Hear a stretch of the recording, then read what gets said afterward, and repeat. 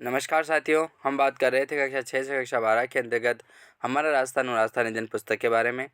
ये पुस्तकें जो हैं दोस्तों वो एनसीईआरटी और आरबीएसई की प्रमाणिक पुस्तकें हैं। तो आप निश्चिंत हो जाइए, यदि आप कोई सा भी प्रतियोगी परीक्षाओं या कंपटीशन एग्जाम्स का तैयारी कर रहे हैं जिसमें राजस्थान जीके का प्रश्न पूछे जाते हैं, तो आप निश्चिंत हो जाइए क्योंकि 100% प्रश्न यहीं से छपेंगे, ये हमारी गारंटी है। तो चलिए शुरू करते हैं सेशन को। हम बात कर रहे थे अध्याय 9 का ग्रामीण एवं शहरी प्रशासन, जिसके अंतर्गत हम पार्ट 1 में बात कर चुके थे। आज हम बात करेंगे पार्ट 2 के बारे में, जिसके अंतर्गत महत्वपूर्ण प्रश्नों के बारे में हम सोल्व करते जाएंगे।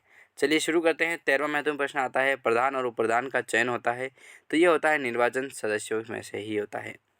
पंचायत समिति के सदस्य की न्यूनतम आयु कितनी होनी चाहिए? तो 25 वर्ष होनी चाहिए। पंचायत समिति के सदस्यों का कार्यकाल कितना होता है? तो ये होता है 5 वर्ष का। पंचायती राज व्यवस्था में शीर्ष स्तर की संस्था कौन सी है? तो वो हो जाएगी जिला परिषद। जिला स्तर पर विकास योजनाएं बनाती है तो वो बनाती है जिला परिषद। ग्राम पंचायत की आय का स्रोत क्या है? तो भवन कर, वाहन कर, क्रय विक्रय कर व बाजारों से प्राप्त आय जो होती है वो ग्राम पंचायत की आय का स्रोत होती है। ठीक है। इसी के अंतर्गत नेक्स्ट क्वेश्चन की बात करें तो देखिए, नेक्स्ट महत्वपूर्ण प्रश्न आता है 19वां, पंचायत समिति का आय का साधन क्या होता है?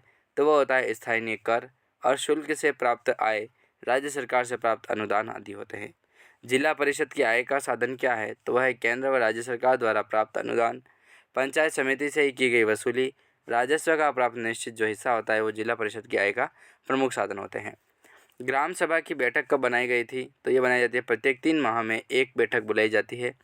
ग्राम सभा की बैठक किस किस तारीख को होती है? तो ये होती है 26 जनवरी, 1 मई, 15 अगस्त और 2 अक्टूबर को जो है वो ग्राम सभा की बैठक होती है।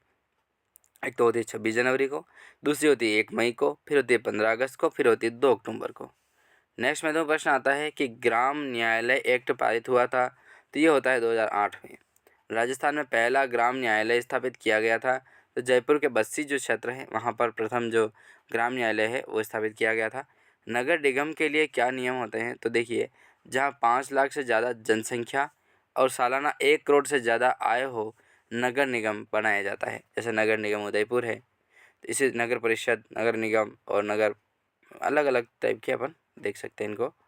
तो नगर निगम के लिए क्या नियम होता है? तो जहाँ 5 लाख से ज़्यादा जनसंख्या हो और सालाना 1 करोड़ से ज़्यादा आय हो, तो वहाँ पर नगर निगम का स्थापना की जाती है। जहाँ की जनसंख्या 1 से ज़्यादा और 5 लाख से कम होती है, मतलब 1 लाख से ज़्यादा होती है और 5 लाख से कम, मतलब 1 लाख से 5 लाख के बीच की होती है, तो वहाँ पर कौन सा बनाया जाता है? वहाँ पर नगर परिषद का निर्माण किया जाता है। जो हमारा नगर परिषद जो बिल्डर लगती है वैसे, जहाँ जनसंख्या 15,000 से नहीं 1,50,000 हो सकता है। यहाँ पे रिपीट कीजिए इस क्वेश्चन को, गलती हुई है इसमें, 50,000 नहीं होगा यहाँ पर भी। अगर यदि पूछा जाए इस तरीके से कि 1 लाख तक की होती है तो मान के चलिए कि 15,000 से ज़्यादा होनी चाहिए। नगर पालिका जो होती है ना, नगर पालिका, उस तरीके से देखा जाए तो 15,000 से 1 लाख तक की होती है। ठीक है, तो नगर पालिका होती है। फिर बात करते हैं नेक्स्ट प्रश्न की। तो नेक्स्ट प्रश्न आता है 28वां, नगर निगम का अध्यक्ष क्या कहलाता है? तो उसे महापौर के नाम से जाना जाता है। नगर निगम का जो अध्यक्ष है उसे महापौर कहते हैं। नगर परिषद का अध्यक्ष सभापति कहलाता है और नगर पालिका का अध्यक्ष क्या कहलाता है? तो उसे नगर पालिका अध्यक्ष कहते हैं। किस संविधान संशोधन में महिलाओं के लिए 1/3 सीटें को आरक्षण दिया गया था? तो 74वें संविधान संशोधन जो है उसके तहत दिया गया था। चलिए दोस्तों, अगला प्रश्न आता है कक्षा 10 का राजस्थान में कला एवं संस्कृति के अंतर्गत जो महत्वपूर्ण प्रश्न बनने वाले हैं उनके बारे में हम नेक्स्ट वीडियो में बात करेंगे।